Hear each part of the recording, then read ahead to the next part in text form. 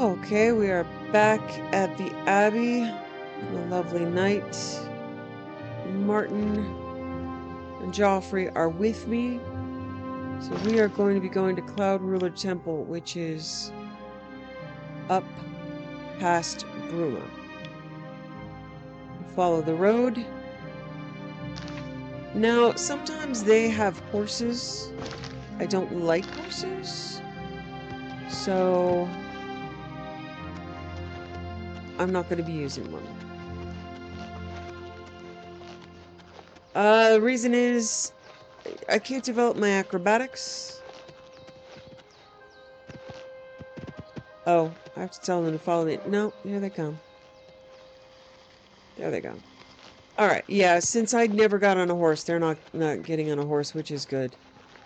I think Prior Maberel offers you their horse. I say a polite thank you, and then I never go get it. I think there's athletics in this game. But either way, I like it closer to the ground here. I don't think they do horses all that well. No, don't. Oh, okay. You okay? You okay, buddy? All right.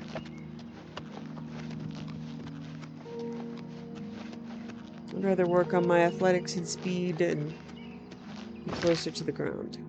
All right, we're on the right road. It's a long run, but it isn't particularly dangerous. The biggest danger is in these two not keeping up or getting lost, because they can, and they do. They get stuck behind, like, rocks.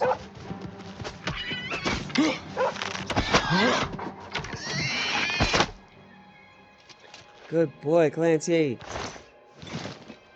You protect the air.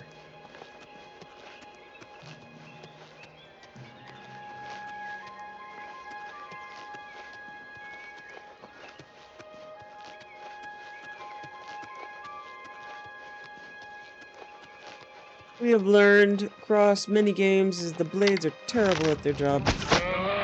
They're just the worst.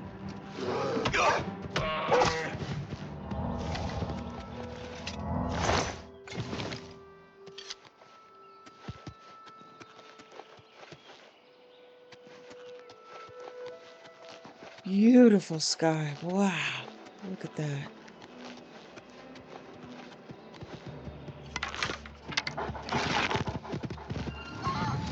Yeah!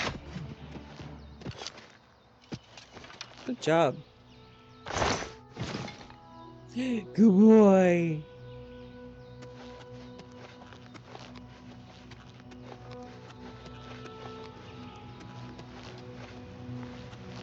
So, yeah, they can get bugged and lost. They can just be found standing by their horses, like, not knowing what to do.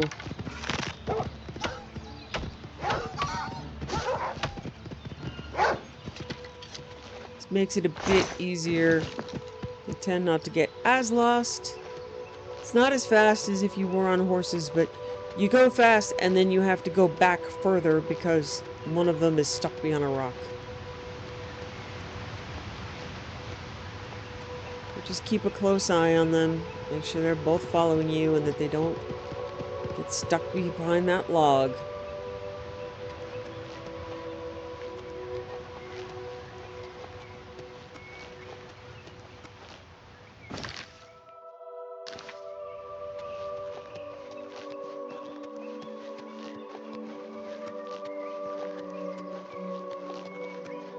I probably could fast travel, but I might as well do this the roleplay way.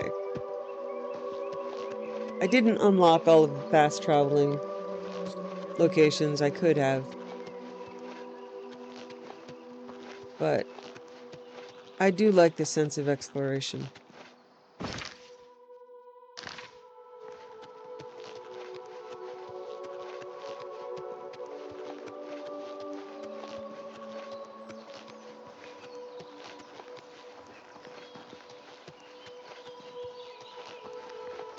Plus, alchemy ingredients.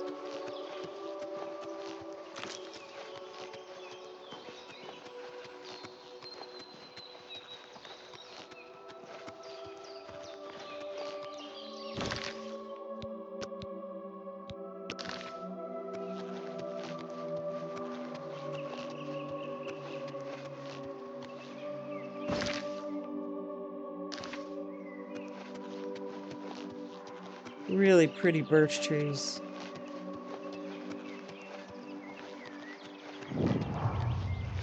Looks like birch trees and aspens.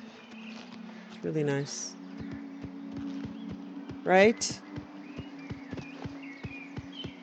Come on, you guys. At least they aren't stuck.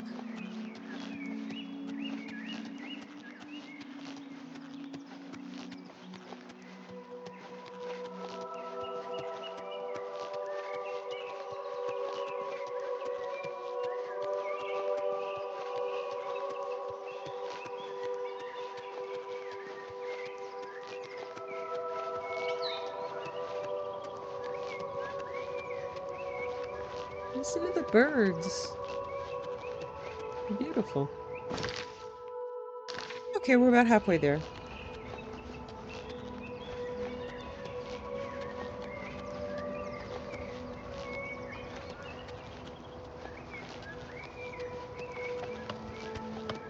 You have my ear, citizen. Give it back. I don't want it.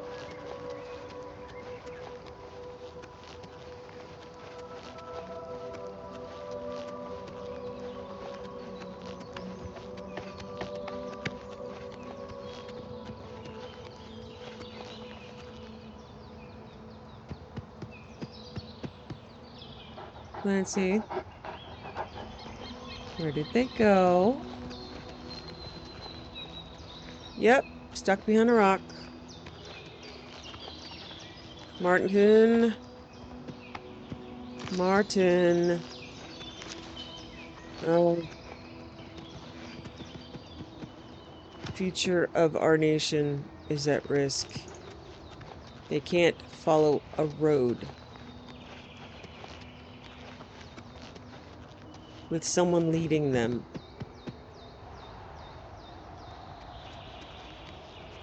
You can do it, I promise.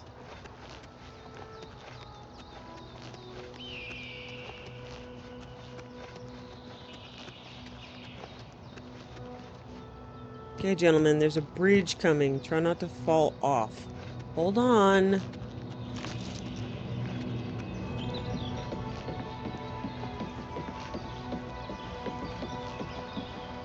So we've gone from the birch and aspen into pine.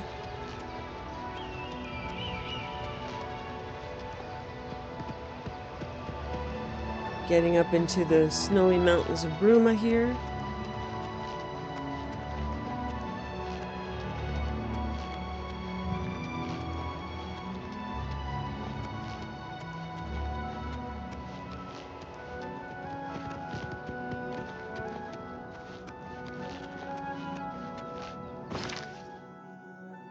Okay, good. We're pretty close. I will just pick up the port points of Bruma, and then we'll head up to Cloud Ruler Temple, which is right here. And yeah, I could have fast traveled. I do like exploration. Once I've been somewhere, then I will use fast travel. Usually I like to walk at least once and see the landscape.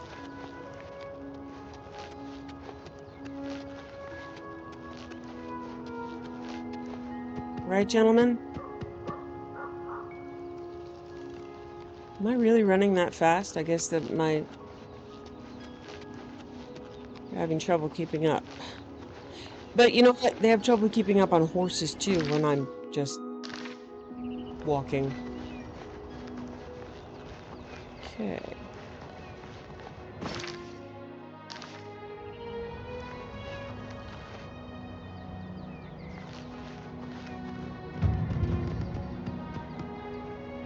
Yeah, I have athletics and it's increasing as I walk, so that's good.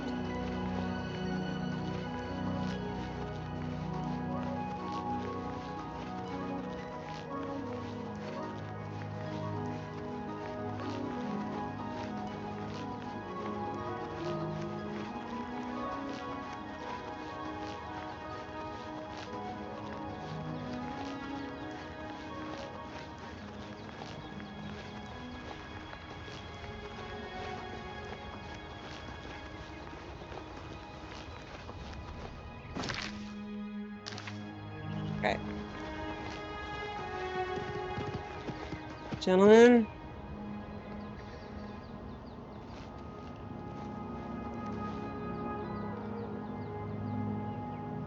Don't look at the dog like he did something wrong. He keeps up just fine.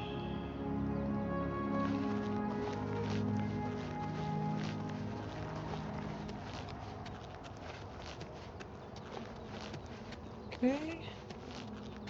So, Imperial City Coral. Bruma should be up here. Why it doesn't say Bruma this direction, I don't know, but that's weird.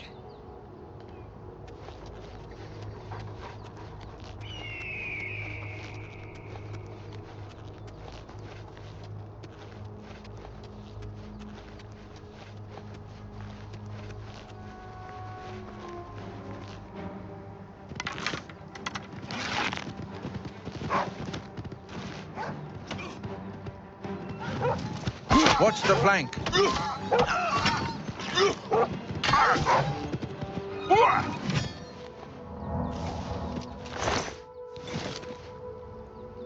You okay? I know you're okay. You're always okay. You're the bestest. I'm just gonna ignore the other guy. Blades are the worst. Who's there? Really? You sure? Okay. Wow! Not that bright.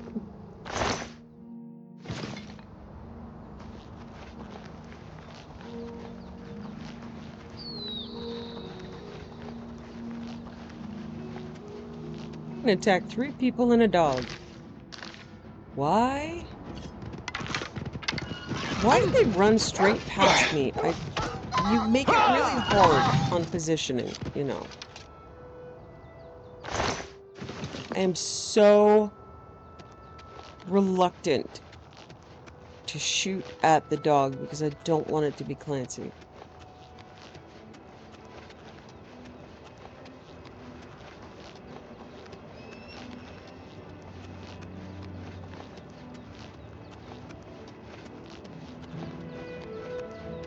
Getting chilly. There's Bruma, and there's Cloud Ruler Temple. How it's a secret when it's a stone's throw from Bruma is a bit of a conundrum.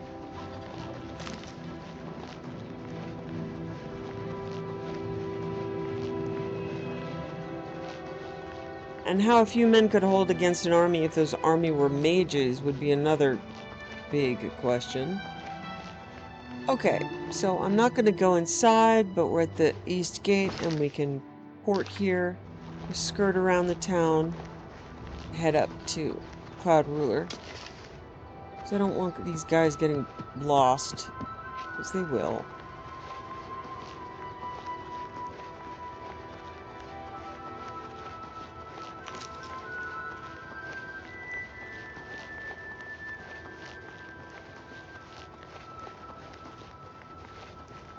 I know I'm probably supposed to like Joffrey and Boris, but they just seem like the most ineffective people.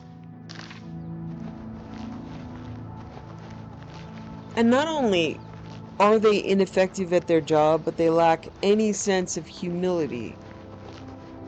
They're just the most important thing in the room all the time, even though they suck at what they do.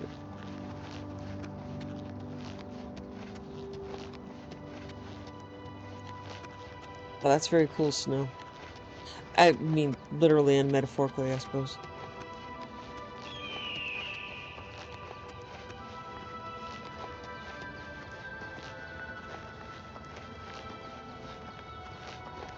Taking a moment to appreciate the vista and be afraid to look behind myself because they might be lost. Ruma Castle. You guys here? You're such a good boy, Clancy. You never get lost. No. Come on, guys. Okay.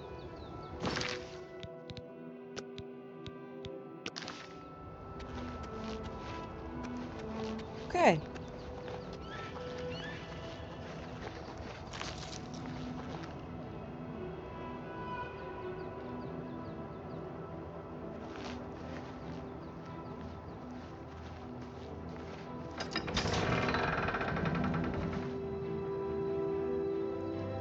What can I do for you, ma'am?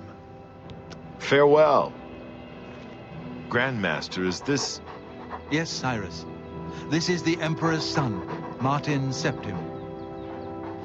My lord, welcome to Cloud Ruler Temple. We have not had the honor of an emperor's visit in many years. Ah, well, thank you. The honor is mine. Come, your blades are waiting to greet you.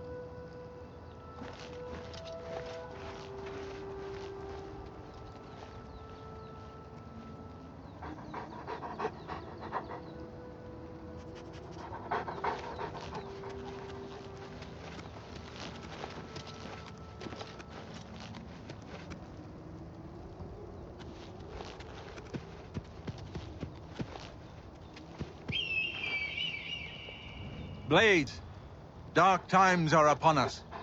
The Emperor and his sons were slain on our watch.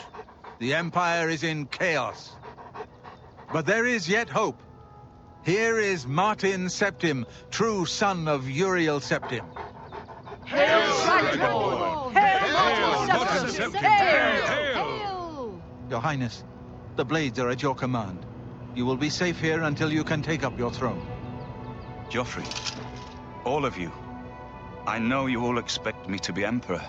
I'll do my best. But this is all new to me.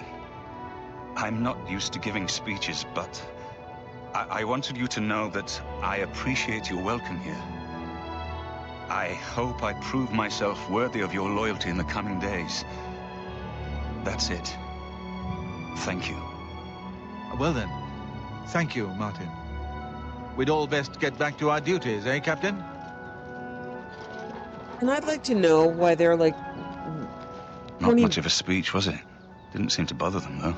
The Blades saluting me and hailing me as Martin Septim. I don't mean to sound ungrateful.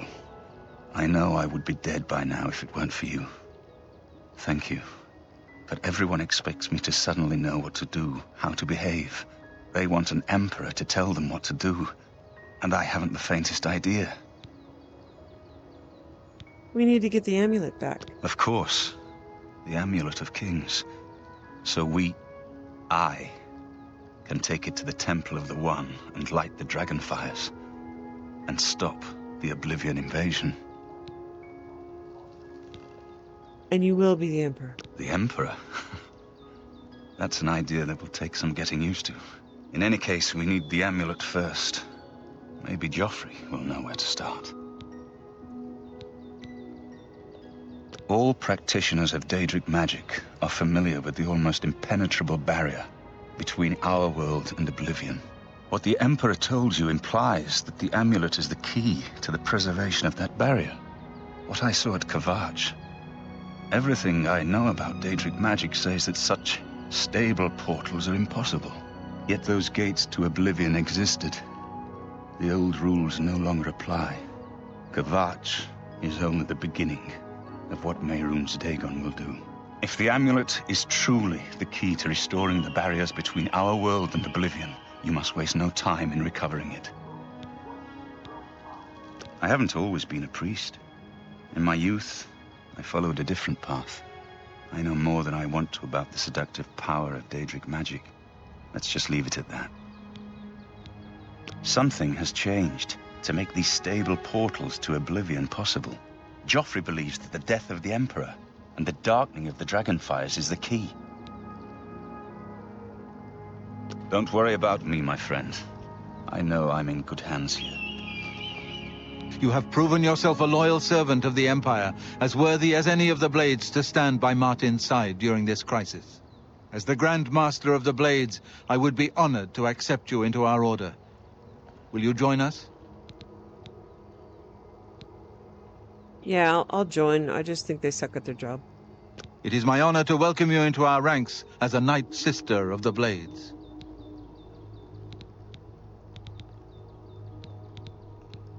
You're right. We must try to recover the amulet before the enemy takes it out of our reach. You should go back to the Imperial City. Vorus may have learned something about the assassins. You'll find Vorus at Luther Broad's boarding house in the Elven Gardens district of the Imperial City. The Amulet of Kings is the key to everything now. Once we have it back, Martin can use it to light the dragonfires in the Temple of the One, and reseal the barriers between Oblivion and our world. This place was built by Raymond Cyrodiil Zakaviri Dragon Guard at the founding of the Second Empire. Since then, it has served the Blades as headquarters, fortress, and sanctuary. We can protect Martin here until you recover the Amulet of Kings. This fortress is well supplied with arms and armor. Use what you need from the armory in the East Wing. Give my warm regards to Boris. Tell him he should not blame himself for the Emperor's death. He did well to send you to me. Okay, we can take a quick tour. There's not much to the place. But at the beginning of the game, it's a bed.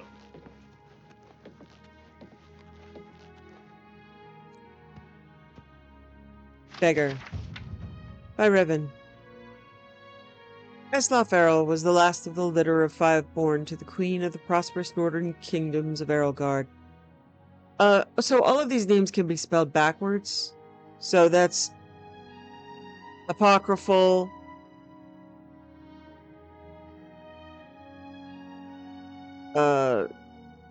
Darglore, faulty.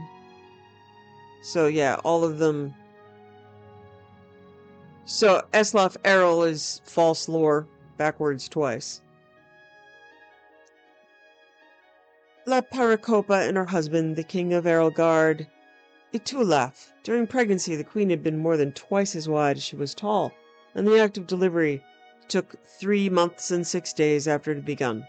It's perhaps understandable that La Paracopa elected, upon expelling Eslaf, to frown, say, "Good riddance," and die.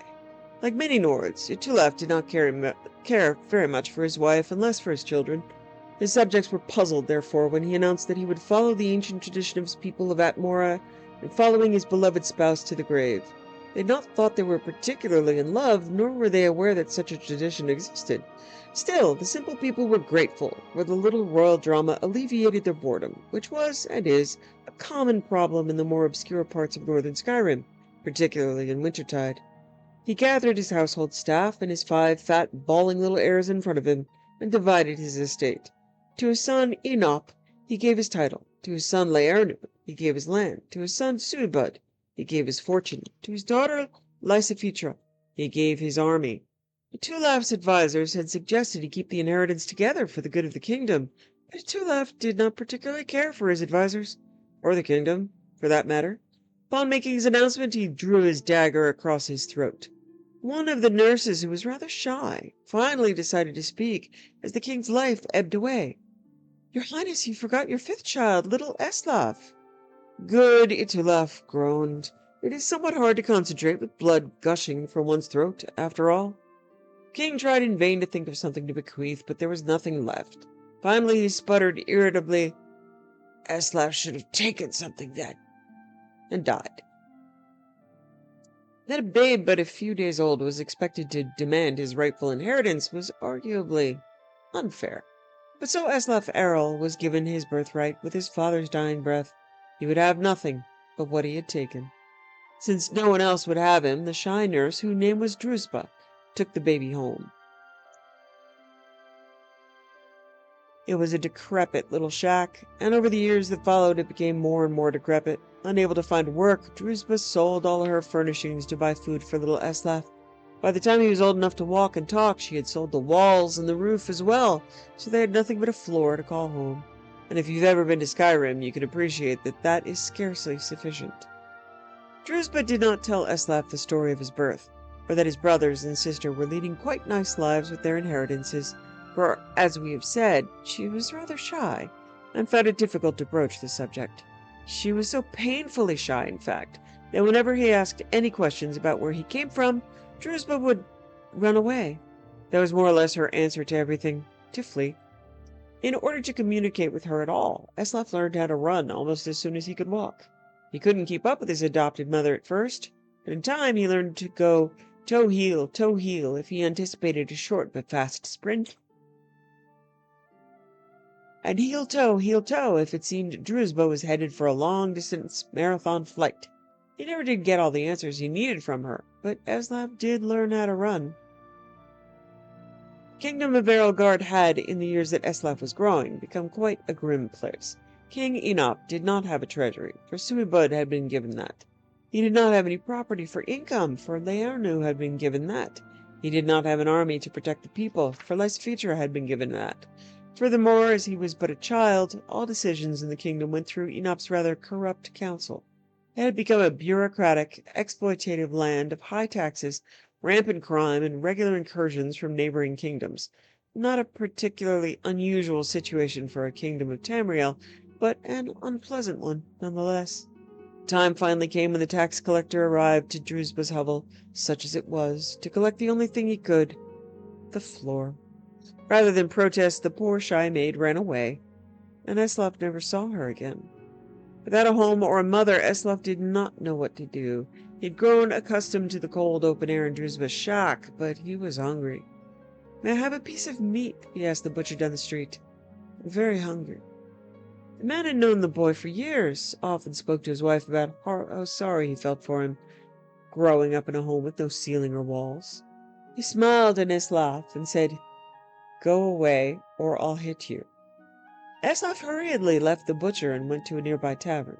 The tavern keeper had been a former valet in the king's court, and knew that the boy was by right a prince. Many times he'd seen the poor ragged lad in the streets and sighed at the way fate had treated him. "May I have something to eat?" Eslaf asked the tavern keeper. "I'm very hungry." "You're lucky I don't cook you up and eat you," replied the tavern keeper. Eslaf hurriedly left the tavern. The rest of the day, the boy approached the good citizens of Erelgard, begging for food. One person had thrown something at him, but it turned out to be an inedible rock. As night fell, a raggedy man came up to Eslaf and, without saying a word, handed him a piece of fruit and a piece of dried meat. The lad took it, wide-eyed, and as he devoured it, he thanked the man very sweetly. "If I see you begging on the streets tomorrow," the man growled, "I'll kill you myself. There are only so many beggars we of the guild allow in any one town, and you make it one too many. You're ruining business." It was a good thing that Eslaf Errol knew how to run. He ran all night. Eslaf Errol's story is continued in the book Thief.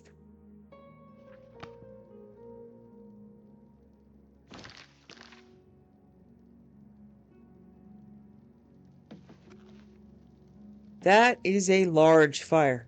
I don't think you need that much fire, but I suppose it does get pretty cold here.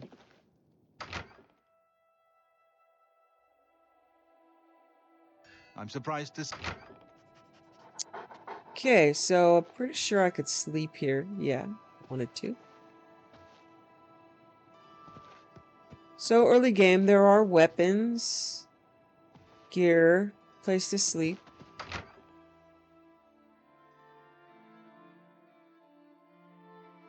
And you can take stuff from the armory, but these guys need Welcome aboard, Mark. everything.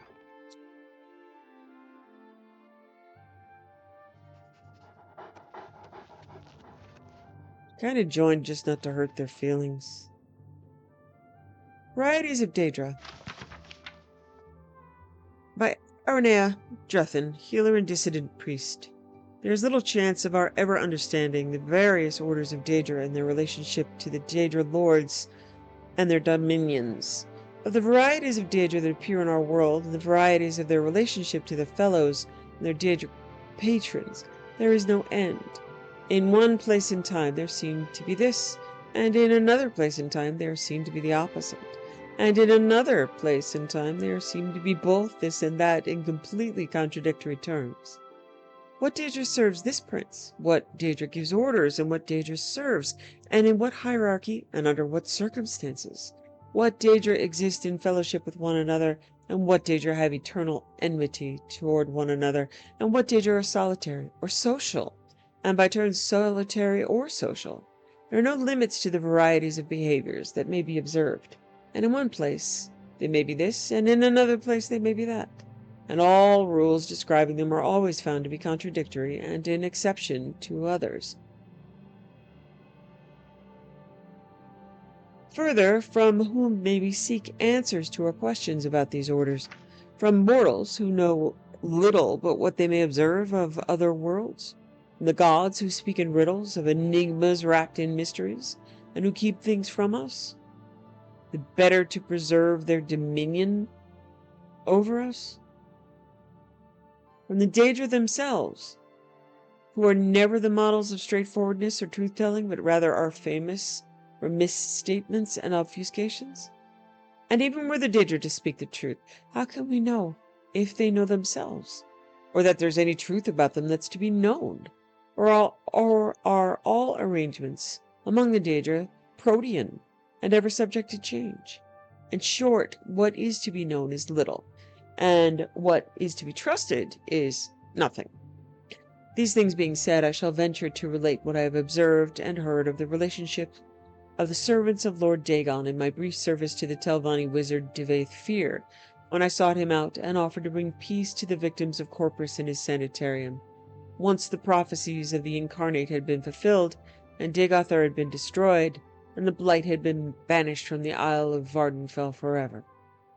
So, Divaith Fear is a character in Morrowind, who is part of the main quest and some side quests, a centuries-old Telvanni wizard, and yeah, the prophecies of the Incarnate were brought to pass by the player in that game, the Leyawiin.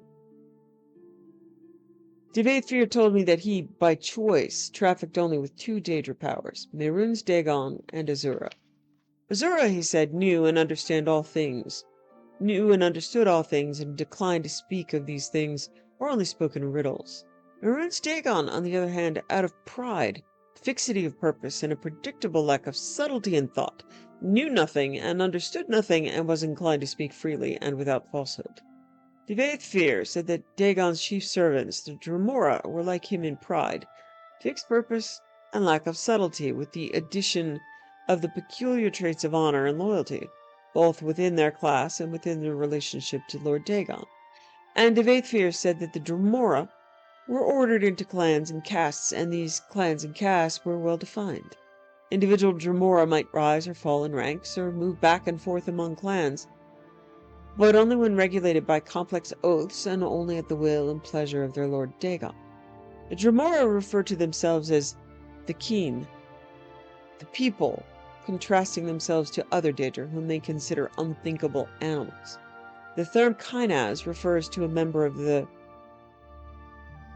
Dremora race, he of the Kine. Okay, Kine rather than Keen.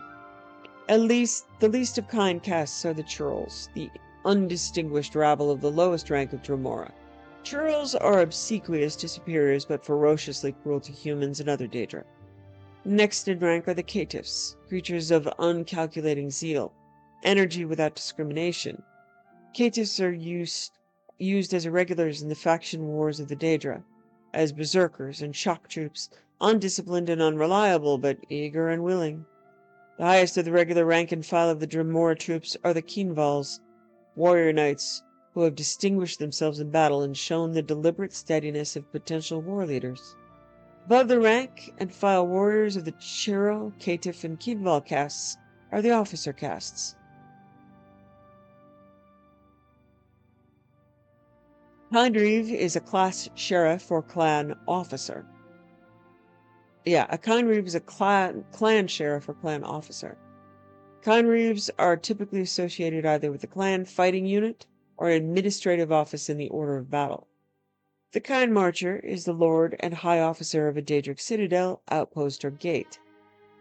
Kind Marcher's command is usually associated both with a unit and with a fief, a location or territory for which he is responsible. Above the Kind Marcher is the Mariknaz, or the Grand Duke. A Mariknaz is a Lord of Lords and members of the Markind, Mehrunes Dagon's Council of Lords. The highest rank of Dremora is the Valkinaz, or Prince. This warrior duke is a member of the Valkyne, Maroon's Dagon's personal guard. The Valkynes are rarely encountered on Tamriel. Normally, they remain by Mehrunes Dagon's side, or serve as commanders of operations of particular importance or interest to Dagon. Of the varieties of other Daedra I encountered while I served in Devaithfir's Corpusarium, Ogrims and Golden Saints, Daedroths and Winged Twilights, Scamps and Clanfear, there is much that might be said, but little that is helpful or reliable. I did note, however, that when Devaithfir sought a Daedra of a character like unto the Dremora, but of greater power and greater inclination for independence and initiative, or solely as a master, he summoned Zibilai, who are like the Dremora in personality and temperament, except that they hate subordination and are liable to disloyalty and betrayal when they feel they have not been treated with the proper deference and respect. The feral beast-like Daedra, like the Clanfear and the Daedroth, appear in the service of many different Daedric powers, and may represent common creatures existing like wild animals in the wildernesses of Oblivion. Other savage, semi-intelligent creatures like Scamps and Spider Daedra may also be found in the realms of various Daedra lords. The case of the elemental Atronachs, on the other hand, is less certain. Flame and Frost Atronachs, for example, appear to be highly intelligent, but not all varieties of elemental Atronachs seem to be social, or to have the power of speech. Devaithfir preferred not to summon or deal with these creatures, had little experience with them, and showed no inclination to speculate upon their nature, so I learned little about them during my time at Telfir.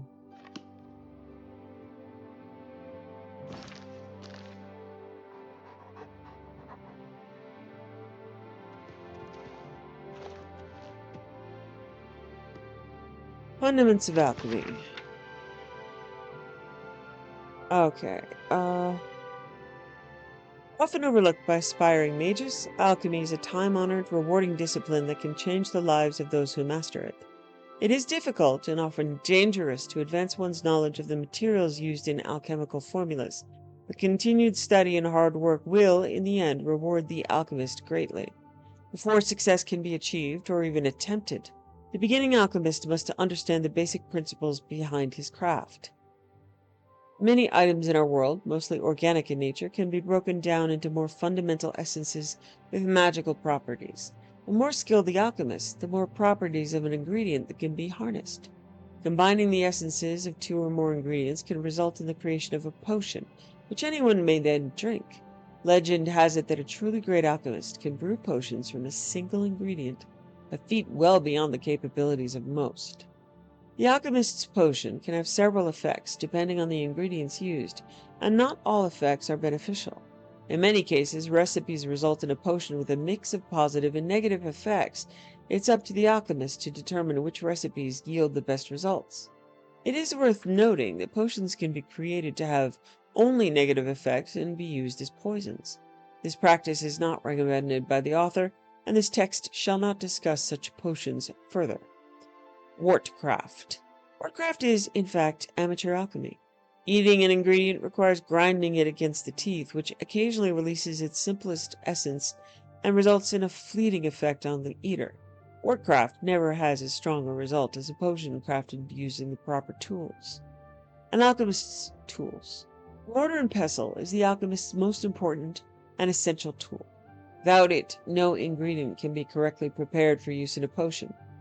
Budding alchemist is advised to keep a mortar and pestle on hand at all times, and become comfortable with its use early on. The simple grinding of an ingredient is the most fundamental step in brewing potions. When properly ground, the petals of the redwort flower yield a powder that can, when mixed correctly with another ingredient such as ginseng, create a potion to cure poisons. This is one formula that many alchemists are quick to learn and retain, as mistakes in potion mixing often require its use. The advanced alchemist has other tools at his disposal to improve the quality of his potions. A retort can be employed to purify the mixture, improving the positive effects of a potion. Washing the mixture through an alembic helps to distill the potion, reducing any negative effects.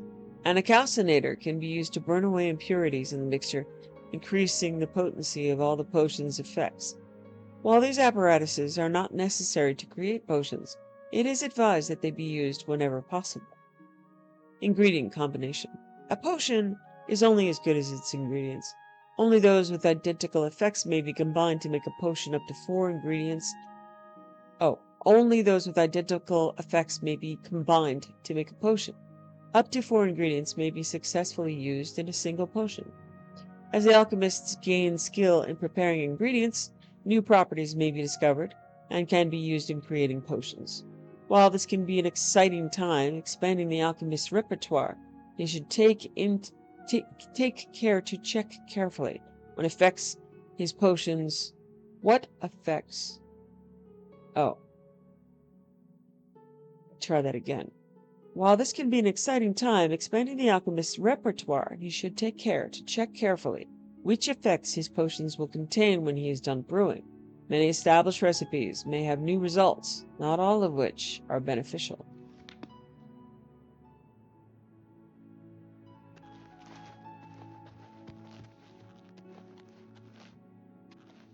Okay, temple armory is here.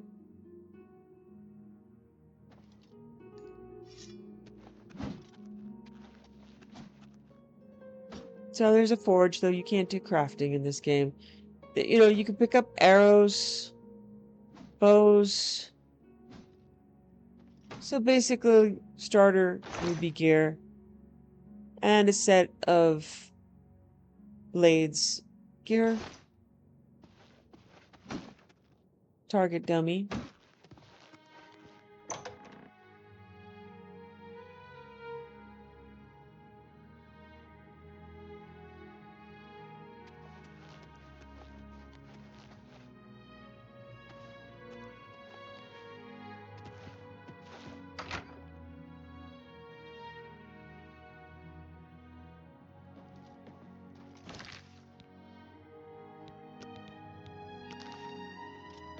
Okay. Good afternoon.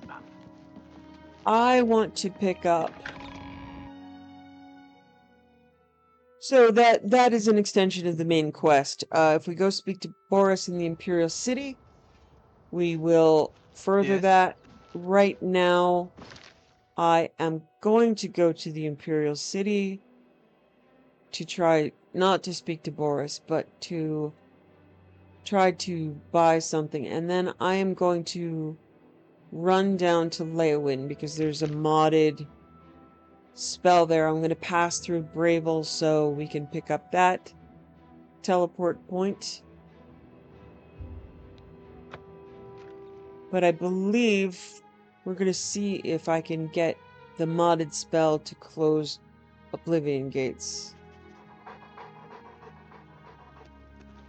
Other provinces. Nothing I'd like to talk about. Farewell. I think it's here.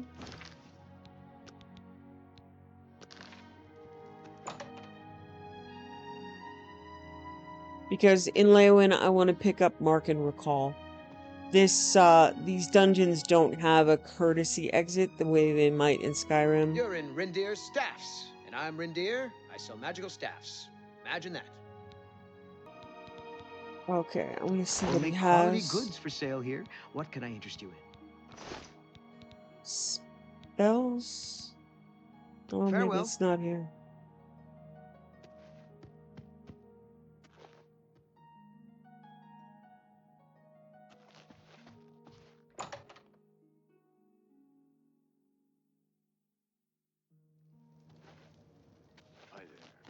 Let's see if it's the Mystic Emporium, maybe.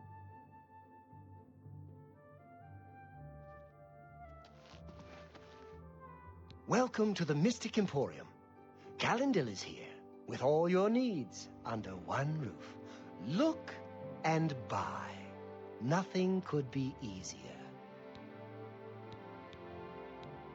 Only quality goods for sale here. What can I interest you in?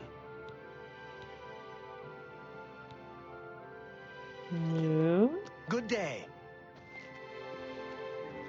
What? May I interest you in some of my fine wares?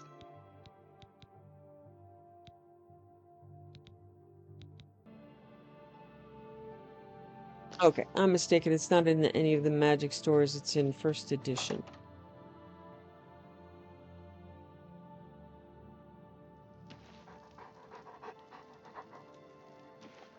Assuming I don't crash while trying to open the door.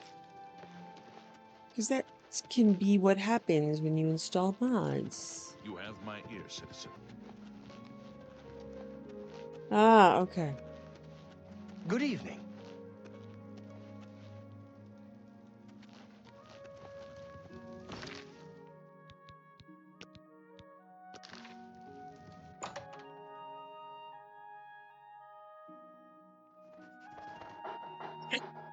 All the books fall on the floor.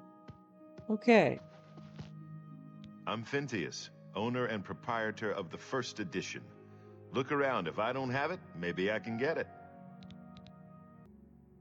Need a book? Okay, Come good. to the right The place. Book of Oblivion Gates. Yes. Thank you. Come again. Good day. So, let's save so it's a good sign I haven't crashed already.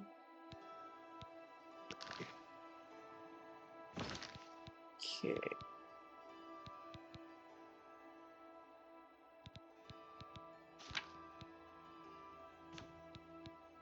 You want to add close Oblivion Gate spells to your spell list? I sure do.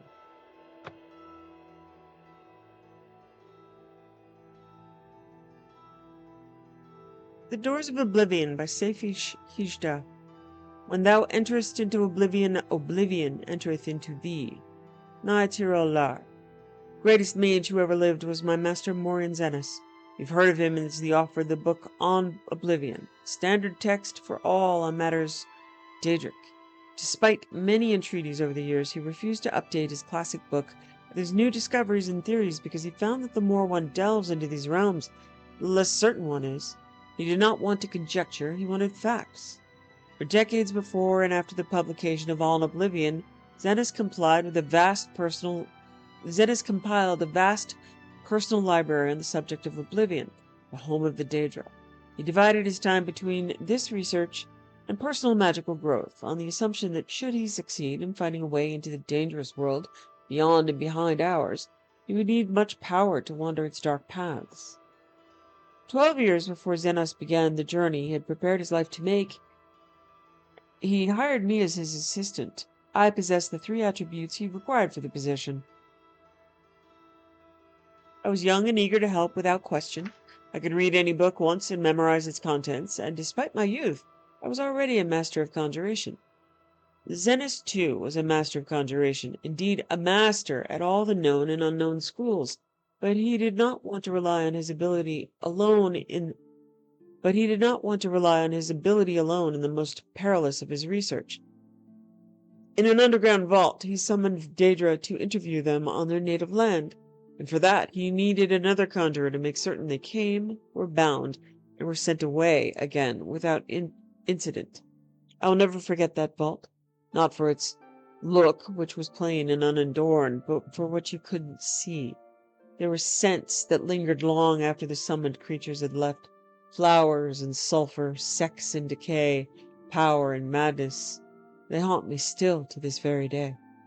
Conjuration, for the layman unacquainted with its workings, connects the caster's mind with that of the summoned. It is a tenuous link, meant only to lure, hold, and dismiss, but in the hands of a master it can be much stronger. The Psijics and Dwemer can, in the Dwemer's case perhaps I should say could, connect with the minds of others, and converse miles apart. A skill it is sometimes called telepathy. Over the course of my employment, Zenas and I developed such a link between one another. It was accidental, a result of 2 powerful conjurers working closely together, but we decided that it would be invaluable should he succeed in traveling to Oblivion. Since the denizens of that land could be touched even by the skills of an amateur conjurer, it was possible we could continue to communicate while he was there, so I could record his discoveries. The doors to Oblivion, to use Morian Zenas' phrase, are not easily found, and we exhausted many possibilities before we found one where we held the key. The Psijics of Artaeum have a place they call the Dreaming Cave, where it is said one can enter into the Daedric realms and return. Iakesis, Sothis Sil, Nematig, and many others have been recorded as using this means, but despite many entreaties to the Order, we were denied its use. Kellerus, the leader of the Order, has told us it has been sealed off for the safety of all. We had hopes of using the ruins of Battlespire to access Oblivion. The Weir Gate still stands, though the old proving grounds of the Imperial battle mages themselves were shattered some years ago in Jagar Tharn's time. Sadly, after an exhaustive search through the detritus, we had to conclude that when it was destroyed, all access to the realms beyond, the Soul Cairn, the Shade Perilous, and the Havoc Wellhead, had been broken. It was probably for the good, but it frustrated our goal. The reader may have heard of other doors, and he may be assured we attempted to find them all. Some are pure legend, or at any rate not traceable based on the information left behind. There are references in lore to Maruch's Abyss, the Corrington Mirror, the Mantellan Crux, the Crossroads, the Mouth, a riddle of alchemical formula called Jacinth and Rising Sun, and many other places and objects that are said to be doors, but we could not find it. Some exist but cannot be entered safely. The whirlpool in the Abyssian, called the Maelstrom of Baal, can make ships disappear, and may be a portal into Oblivion, but the trauma of riding its waters would surely slay any who tried. Likewise, we did not consider it worth the risk to leap from the Pillar of Thras, a 1,000-foot-tall spiral of coral, though we witnessed the sacrifices the Slodes made there. Some victims were killed by the fall, but some, indeed, seemed to vanish before being dashed on the rocks. Since the Slode did not seem certain why some were taken and some died, we did not favor the odds of the plunge. The simplest and most maddeningly complex way to go to Oblivion was simply to cease to be here and begin to be there. Throughout history, there are examples of mages who seem to travel to the realms beyond ours seemingly at will. Many of these voyagers are long dead, if they ever existed, but we were able to find one still living. In a tower off Zafrobel Bay in the Isle of Vardenfell in the province of Morrowind, there exists a very old, very reclusive wizard named Tivaeth Fear. So he was mentioned in the prior book, Telfir, part of the Morrowind storyline. He was not easy to reach, and he was reluctant to share with Morian Xenos the secret door to Oblivion. Fortunately, my master's knowledge of lore impressed Fear, and he taught him the way. I would be breaking my promise to Xenos and Fear to explain the procedure here, and I would not divulge it even if I could.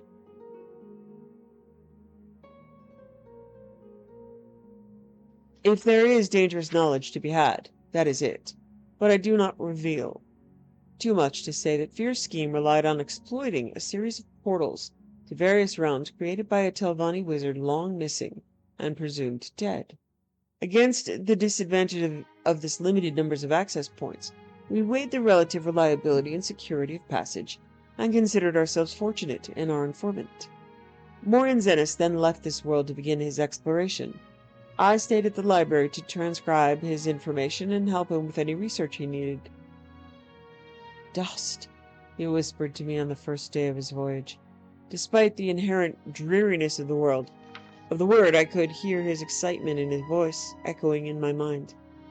"I can see from one end of the world to the other in a million shades of gray. There is no sky or ground or air, only particles, floating, falling, whirling around me. I must levitate and breathe by magical means." Xenos explored the nebulous land for some time, encountering vaporous creatures and palaces of smoke. Though I never met the prince, we concluded that he was an ash pit, said to be the home of Malakath. Anguish, betrayal, and broken promises like ash filled the bitter air. "The sky is on fire," I heard him say as he moved on to the next realm. "The ground is sludge but traversable. I see blackened ruins all around me, like a war was fought here in the distant past. The air is freezing. I cast blooms of warmth all around me, but it still feels like daggers of ice stabbing me in all directions." This was Cold Harbor, where Molag Bal was prince. It appeared to Xenos as if it were a future Nirn, under the king of Rape, desolate and barren, filled with suffering. I could hear Morian Zenas weep at the images he saw and shivered at the sight of the Imperial Palace spattered with blood and excrement. Too much beauty, Zenas gasped when he went to the next realm. I am half blind. I see flowers and waterfalls, majestic trees, a city of silver, but it is all a blur. Colors run like water. It's raining now, and the wind smells like perfume. This surely is Moonshadow, where Azura dwells. Zenas was right, and astonishingly, he even had an audience with the Queen of Dusk and Dawn in her Rose Palace. She listened to his tale with a smile and told him of the coming of the Nerevarine. My master found Moonshadow so lovely, he wished to stay there, half blind forever, but he knew he must move on and complete his journey of discovery. I'm in a storm, he told me as he entered the next room. He described the landscape of dark, twisted trees, howling spirits and billowing mist, and I thought he might have entered the Deadlands of Mehrunes Dagon. But then he said quickly, "No, I am no longer in a forest. There is a flash of lightning, and now I am on a ship. The mast is tattered, the crew is slaughtered. Something is coming through the waves. Oh, gods! Wait, now I am in a dank dungeon, in a cell." He was not in the Deadlands, but Quagmire, nightmare realm of Vermina. Every few minutes there was a flash of lightning with reality shifting always to something more horrible and horrifying. A dark castle one moment, a den of ravening beasts the next, a moonlit swamp, a coffin where he was buried alive. Fear got the better of my master, and he quickly passed to the next realm. I've heard him laugh. I feel like I'm home now. Morian Zenas described to me an endless library, shelves stretching on in every direction, stacks on top of stacks. Pages floated on a mystical wind that he could not feel. Every book had a black cover with no title. He could see no one, but felt the presence of ghosts moving through the stacks, rifling through books, ever searching. It was Apocrypha, the home of Hermaeus Mora, where all forbidden knowledge can be found. I felt a shudder in my mind, but I could not tell if it was my master's or mine. Morian Zenas never traveled to another realm that I know of. Throughout his visits to the first 4 realms, my master spoke to me constantly. Upon entering Apocrypha, he became quieter as he was lured into the world of research and study, the passions that had controlled his heart while unknown. I would frantically try to call to him, but he closed his mind to me. Then he would whisper, "This cannot be. No one would ever guess the truth. I must learn more. See the world. A last illusion's shimmer. It is crumbling all around us." I would cry back to him, begging him to tell me what was happening, what he was seeing, what he was learning. I even tried using conjuration to summon him as if he were a Daedra himself, but he refused to leave. Morian Zenas was lost. I last received a whisper from him 6 months ago. Before then it had been 5 years, and 3 before that. His thoughts are no longer intelligible in any language. Perhaps he is still in Apocrypha, lost, but happy, in a trap he refuses to escape. Perhaps he slipped between the stacks and passed into the madhouse of Sheogorath, losing his sanity forever. I would save him if I could. I would silence his whispers if I could. Okay. Excellent. That is fabulous. Okay. Next place I'm going is the run down to Bravel and then Leyawiin to get a magical modded book so I can do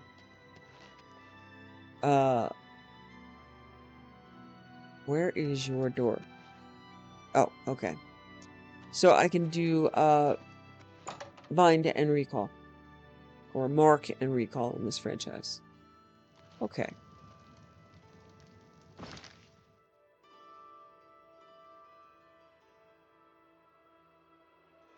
Okay, so I'm gonna go to the waterfront and then south.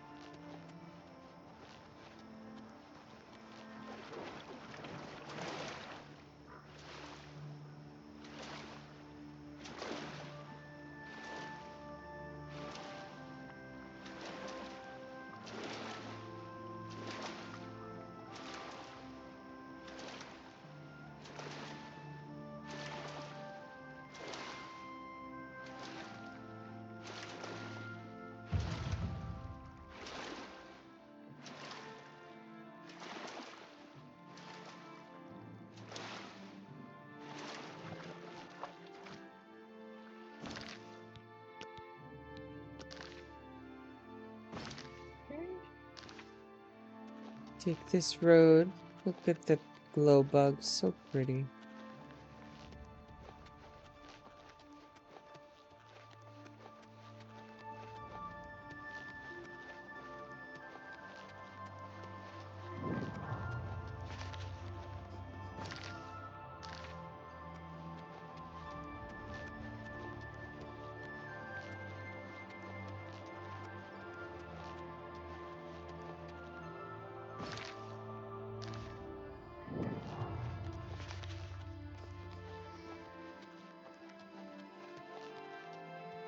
Okay, Leyawiin and Bravo this way.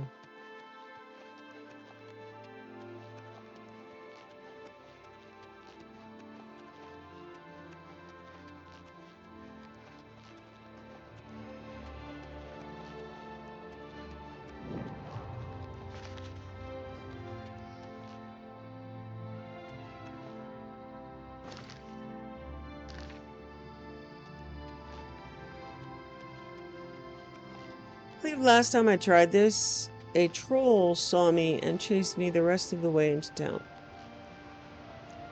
I cannot kill a troll at this level, I don't think. They just regenerate insanely fast. Maybe with the modded gear, I'd be okay.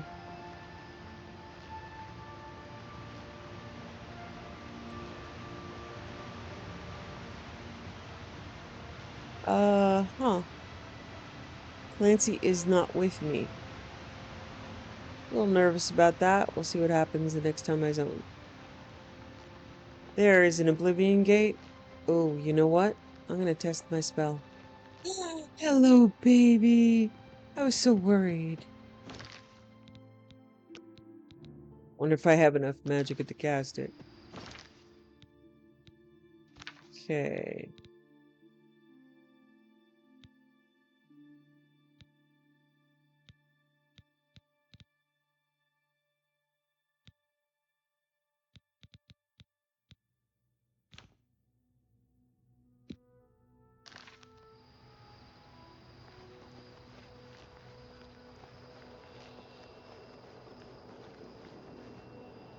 Wonder how close I have to be.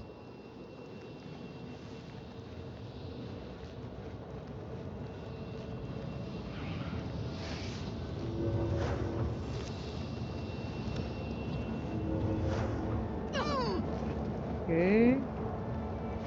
Something is trying to kill me. You got it, baby? Okay, let's see. One sub. Yes. I cannot tell you how happy that makes me. Yep. Troll finds me. Oh no, you look like a goblin. Scamp. Okay, we can take you. Clancy can kick your ass. Oh, that is so satisfying. Alright. That's it. That's the end of the series. That's all I needed. It will not get any better than that. Dog? Oh, not you, dog. Okay. That's very disturbing. Okay. Oh! I might actually enjoy this game now.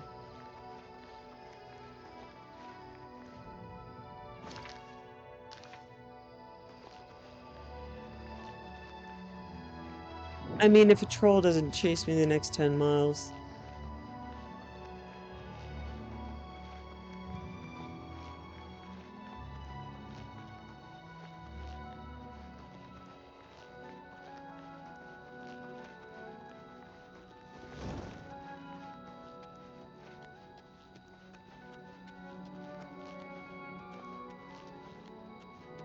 Pretty beard.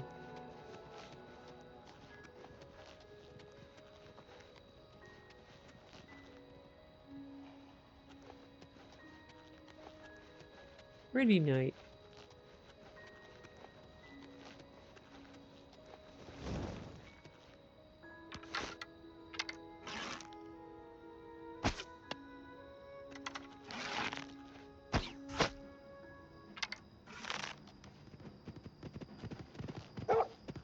Good boy.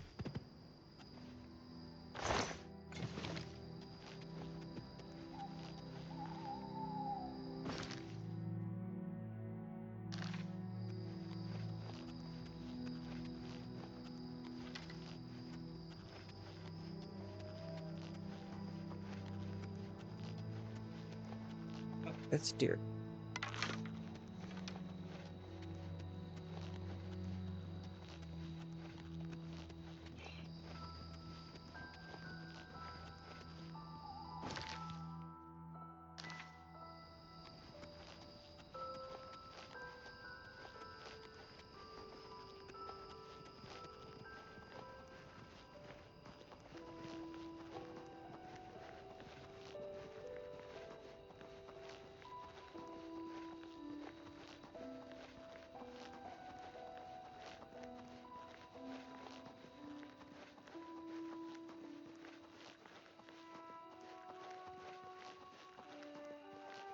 These are more oaks.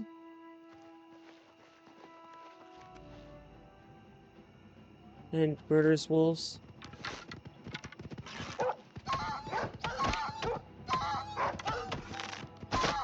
Nobody likes that.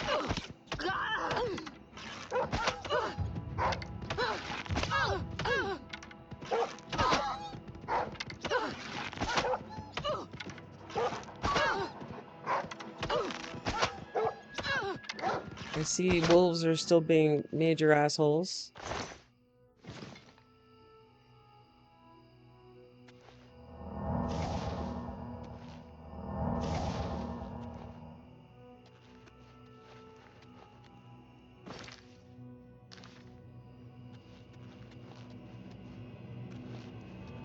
Okay, so as is my tradition, I usually do the Mage Guild storyline first. So since Martin is now safely in Cloud Ruler Temple, we will be gallivanting about the Mages Guild.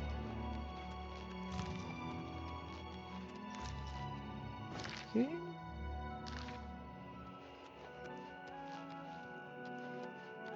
And there's also Shivering Isles, which you can do at any level. Sheogorthic content is one of my favorite things.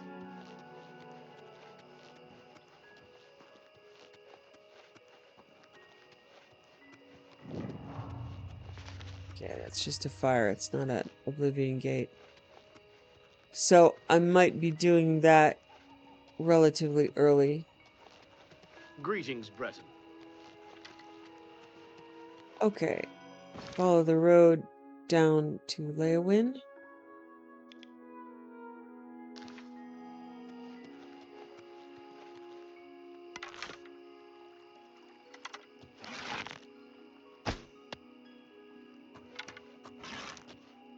Wow, I don't like that.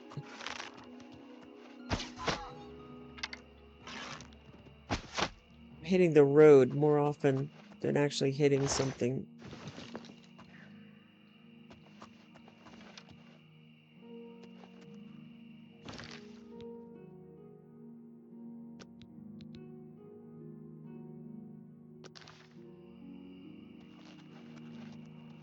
Okay, so we just follow the road all the way down.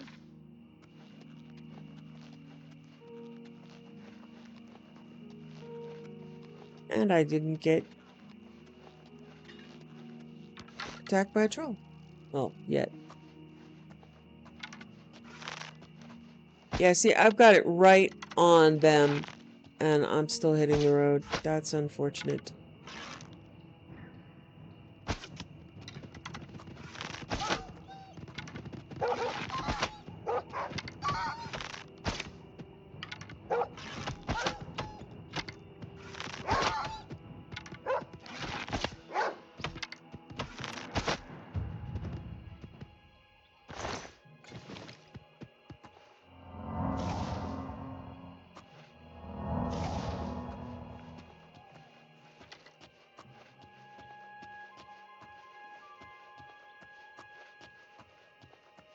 Ooh. Bandit Bowman.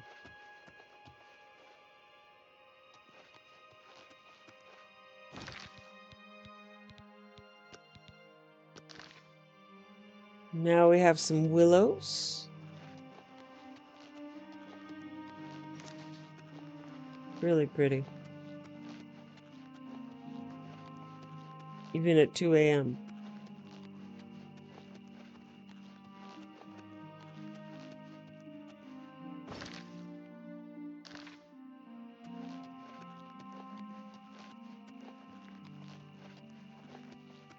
Pretty mountains, pretty lake.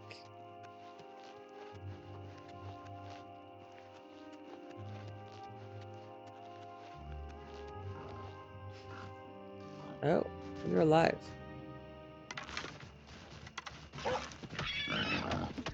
Oh, Clancy's hurt. I don't even know if I have a spell to heal someone else. Huh, I should get one.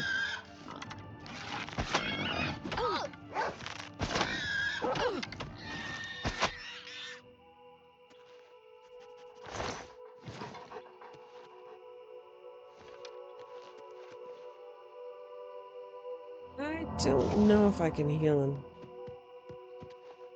No, it only applies to me.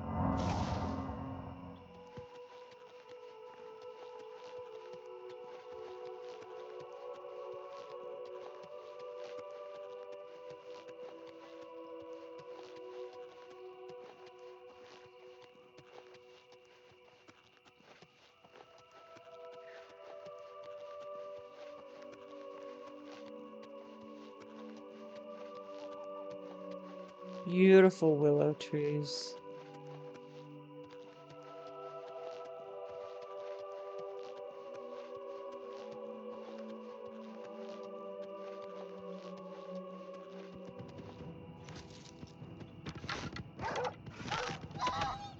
Good job.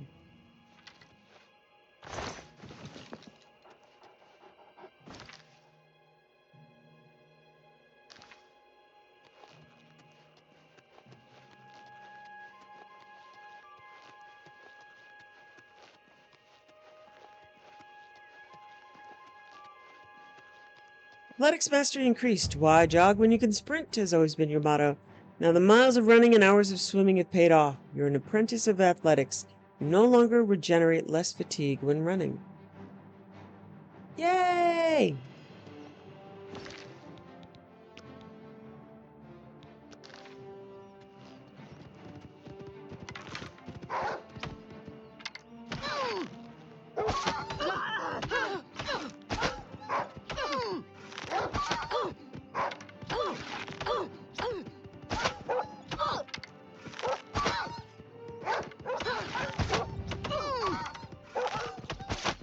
Good boy, Clancy.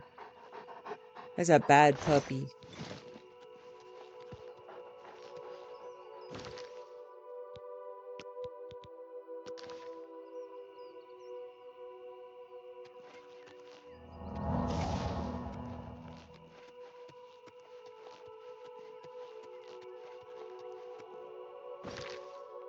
So when we get to Leyawiin, we will go to the Mages Guild. Oh, look how pretty. And try to get a recommendation from there and pick up the Mark and Recall spell.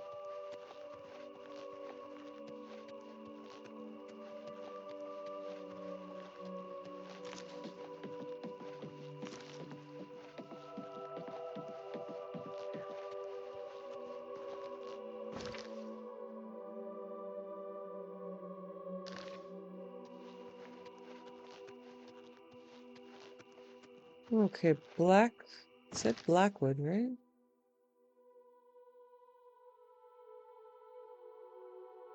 Yep.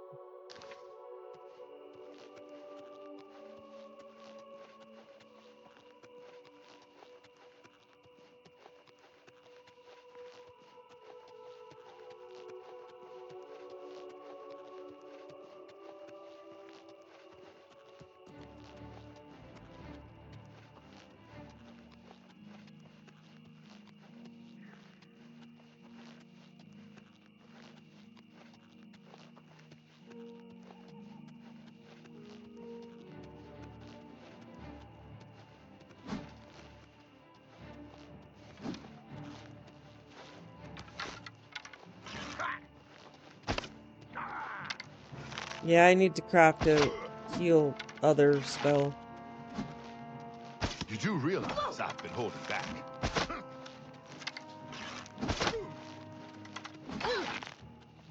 Come on, Clancy, bite him in the butt. Good boy. You are the best at biting things in the butt.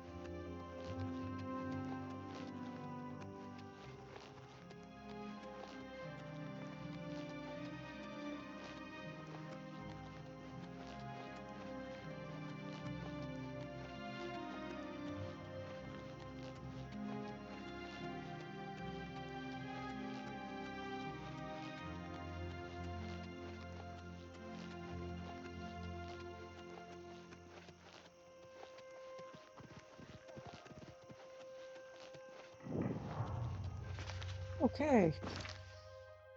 Water's Edge, little town outside of Leyawiin. I love the water in this game. It's amazing.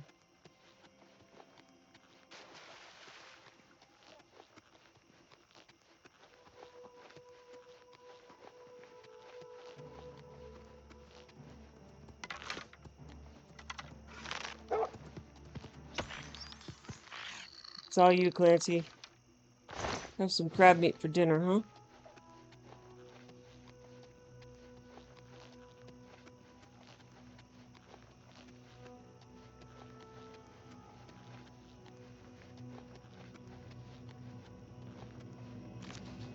Okay. Good.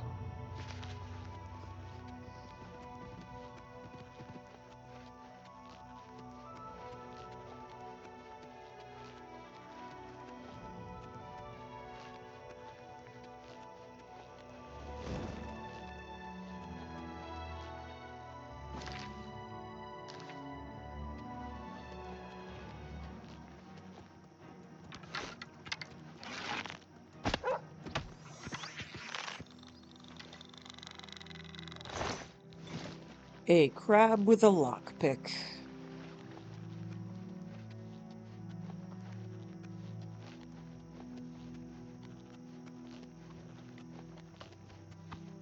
What is it, citizen?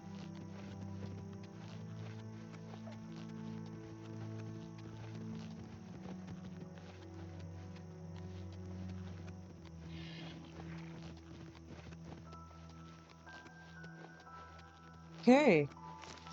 We are at the Leyawiin Gate.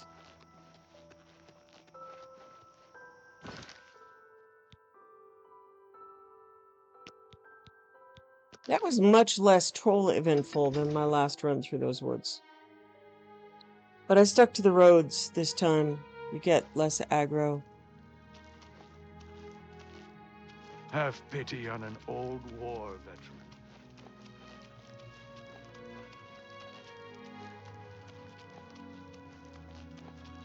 There's the temple. Let's see if I can remember where the Mages Guild is.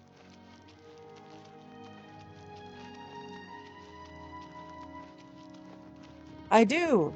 Here's the Mages Guild. Alright.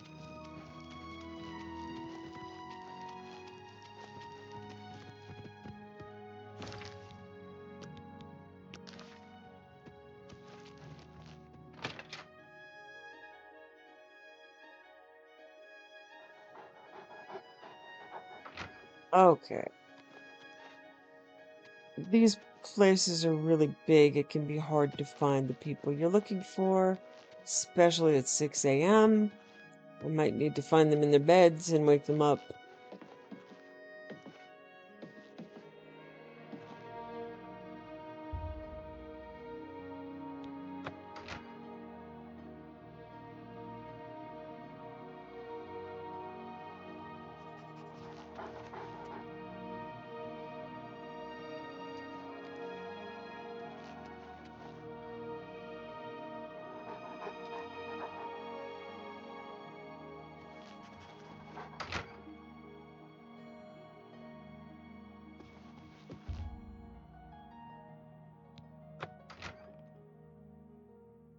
I believe Dagale is the guildmaster here, and I'm looking for Agatha, who is her assistant and essentially running the place. Agatha! Alright, let's see if this makes me crash. I did manage to get it last time, after being chased by trolls. Yes? Is there something I can help you with, associate? Oh, Be seeing you. I don't think she will be selling things. Let me wait a few hours.